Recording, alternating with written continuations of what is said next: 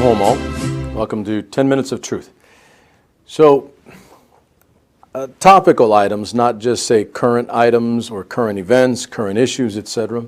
Topical in the sense that, you can talk about something that is not dependent on a specific day or a time when it happened, but that is an issue all the time and not just, again, at a particular moment in time or in our history or even, now.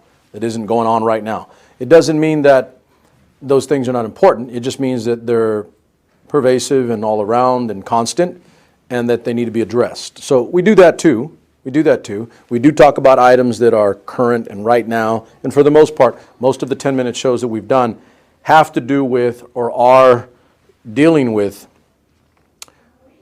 things and issues and events that happen at that time when I come on air and I speak to you about said item, said issue, said event. And this one has to do with that, but it also has to do with things that are ongoing, things that are not resolved or finalized, and that still need to be worked on, So I'm going to use this time tonight on this 10-minute show so that we have the ability to talk about, these, events, items, issues, relevant points in our society that need to be addressed and, again, continue to be bettered. So I'm going to use a particular moment now having to do with something recent, and I'm going to get to the larger. So here I go before I'm a little too cryptic. So just this past week, we had a lady that passed and is no longer with us. And so she's gotten plenty of attention. You should know who I'm talking about by now because it's quite literally been everywhere. But she's getting the attention that she deserves and needs because of her place and her position, but also not just her place and position current, but her place and position in our history as a country over the lifespan and over the time with which she was with us individually. So I'm speaking of Ruth Bader Ginsburg. Let's get the image up, AP. This little lady. And so here's my thing. It's like, so, obviously, okay, I'm not a lady, not female. And the understanding, and I've heard this from some, mostly guys, the understanding is that, she was a champion and a seminal figure in our history when it comes to equal rights, and equal rights specifically when it comes to gender equity, equal pay, and equality for women in our society. And that's generally understood, even if you're the most hard-headed, anti-Ruth Bader Ginsburg person because of your political affiliation or views. And that's okay, all right, because those are part of our process, part of the American fabric. But if you know that, then we're good. And why is a guy speaking about that? Because it's more significant than just those items for just women. Okay, for just women. That's not enough. It's not enough. This lady blazed a monster trail in a variety of ways and has been, and this isn't just me, but this is just like generally understood. Remember, I'm an old historian, so I look at things for posterity's sake, from the lens and the view of how history will view this person and her time on earth and her work and her significance in our country and our culture and what she did for it and how her work affected and moved and changed, altered views that were held in the past to the views that are held present regarding her contribution to our society. And yes, again, I'm a guy talking about these items and issues. Okay, so we're going to go through a couple things, and we're not trying to make it too long, but we're going to go through a couple items that I really wanted to point out and get a little egg-headed on you, because I do have massive respect for the lady.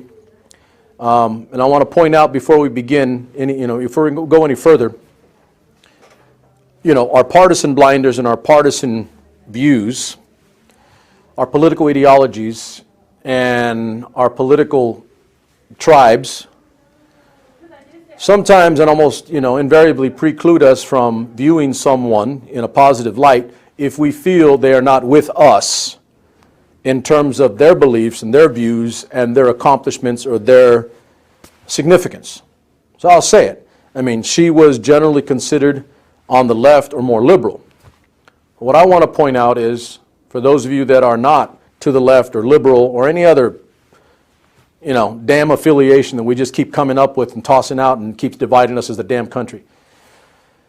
A few years ago, I made a point to acknowledge the death of George H.W. Bush. And I will say this.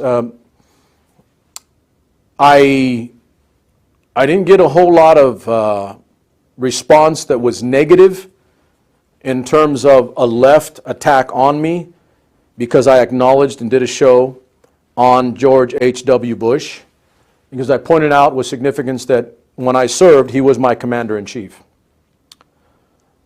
And until the day I die, he will always be my commander-in-chief. And for those of you that don't understand the significance, most of you in the military or that have military background and have served, you understand that. It doesn't matter whether your commander-in-chief is the Democrat or Republican. They're your commander-in-chief. And there's significance there in terms of loyalty, trust, patriotism, etc. Was he a saint? No. Was he wrong about some things? Yes. Read my lips. No new taxes. You can go on and on, right? Okay, but at the end of the day, it didn't matter. What mattered was his significance and his contributions to our society, etc. And he was a World War II vet, so I have massive respect, mad respect for that aspect. And actually, he's the last president to have that attached to his resume as a president of the United States. And I think we're worse off for it, personally. So I'm bringing that up because Ruth Bader Ginsburg, whether you're not left or liberal or you don't want to be part of that, you should at least and still acknowledge the fact that the lady contributed to this society in a monstrous way that will be with us for a long, long time as history views her and her contribution. Okay? So I think what we're going to do is we're just going to do one. I think we're going to, AP, so we're just going to do one. We're going to do the Ginsburg case. So I'm going to take this case that this lady, now so this is before she was a Supreme Court Justice. I want to draw some light here. Before she was a Supreme Court Justice, she was a phenomenal, beastly litigator, lawyer, prior to her seating on the bench under Bill Clinton during his presidency when she became a Supreme Court Justice, one of the 9 in the highest legal positions in our country. So before that, she was a monster litigator, monster lawyer, and a monster when it came to fighting tooth and nail for equity, equality, on a variety of fronts. So we're going to read one, and there are more, but this one was significant and really important to me personally in terms of what I viewed as a historian. So let's go ahead and get that one up. So I'm going to read this off to you. Okay, so Weinberger versus Wiesenfeld, argued January 20th, 1975, decided on March 19th, 1975. This is while the lady was still litigating and not on the bench. Ginsburg argued for the appellee, Stephen Wiesenfeld and Paula Polacek, married in 1970. Polacek had worked as a teacher for 5 years prior to their marriage and continued teaching after they were married. Her salary was the principal source of the couple's income. All right, now this is in 75, so think about this. And Social Security contributions were regularly deducted from her salary. In 1972, Polacek died in childbirth, which left Wiesenfeld with the care of their newborn son. Wiesenfeld applied for Social Security benefits for himself and his newborn son, and was told that his son could receive them, but that he could not. So the Social Security Act provides benefits based on the earnings of a deceased husband and father that are available to both the children and the widow. The benefits for a deceased wife and mother, however, are only available to the children. That was a statute that was in law up until this point. In 1973, Wiesenfeld sued on behalf of himself and similarly situated widowers, not widows, widowers, male. He claimed that the relevant section of the Social Security Act unfairly discriminated on the basis of sex and sought summary judgment. A 3-judge panel of the district court granted Wiesenfeld's motion for summary judgment. Thank you. I'm going to pull that off. So bottom line is, this was different in 75, right? But this little lady argued for Wiesenfeld, and he won that judgment, basically saying that there was no difference because you cannot discriminate against one sex or the other. In this case, male, okay, as opposed to the female, the lady who had worked, and those benefits should have gone not just to her son, but also to her husband. But that had not been the case prior to that, in the 70s. Okay, so here's my point to you, and very significant, is she affected so much more than just the obvious. Okay, more than just the obvious. She fought for gender equity, women's rights, etc., over a lifetime of litigation and work, and has been significant when it comes to the court and judgments. I'm not even getting to that. It would take a longer show, and we're not going to do that. But I'm gonna wrap up with this for you. Is that this little lady didn't just change our culture and society and our legality, okay, the law, to help women. Now make sure I'm clear here. She didn't just do it to help women. The things she did affected everyone, women and men. Women and men. Why? Because she believed in equity. She believed in no gender discrimination, whether you're man or woman. And that's significant. And that's important. It's like someone that doesn't see color in terms of someone's quality or character. They judge you based on those things, not the color of your skin, in my case. And why am I bringing it up? Because I've been discriminated against too. Point of fact, okay? Point of fact. I'm not arguing here and not complaining by any means. Just a statement of fact from an old soldier. I've been discriminated against because of color. I don't think I've ever been discriminated against because of gender. I don't think so. Who knows? But I don't think so. But definitely on color and ethnicity. Okay, so what she did, again, wasn't just for women. It was for equity. For everybody. Okay, for everybody. And not just gender.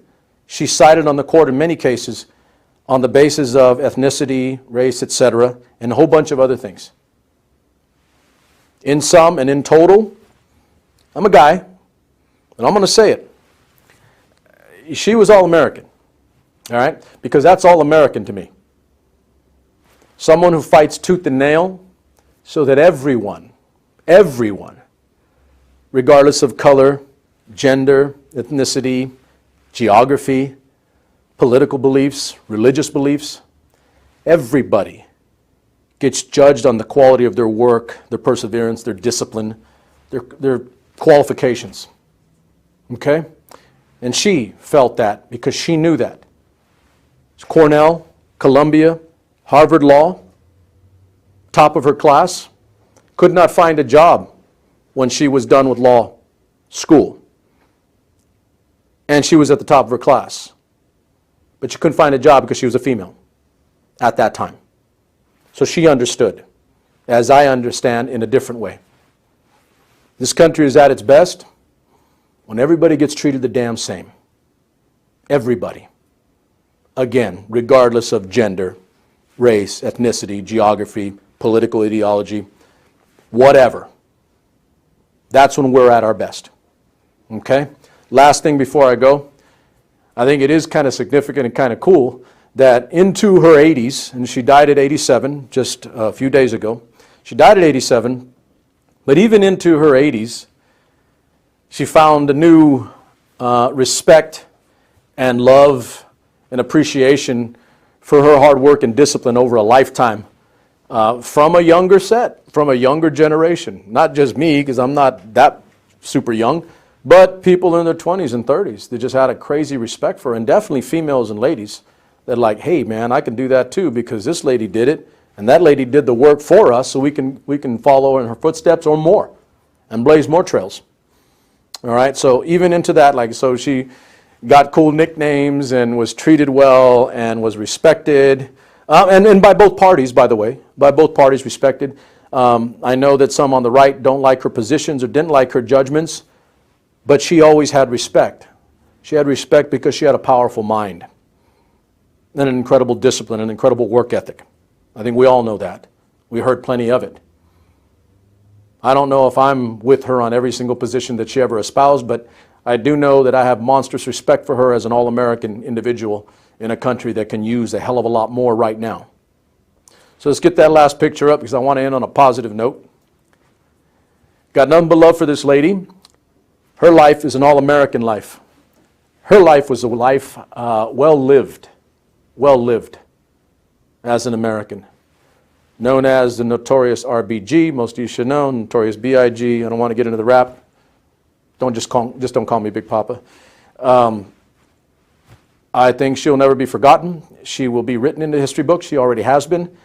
And I think she's a shining light, definitely, for young ladies, young women on the intellectual end that want to foster that mind and build a monstrous mind and do incredible work. But I'll say it, for guys too. Just have some respect, regardless of what her gender is. I have respect for a powerful mind and an all-American life. That's the notorious RBG. Nothing but love for you, SuperMex Nation. I'm out.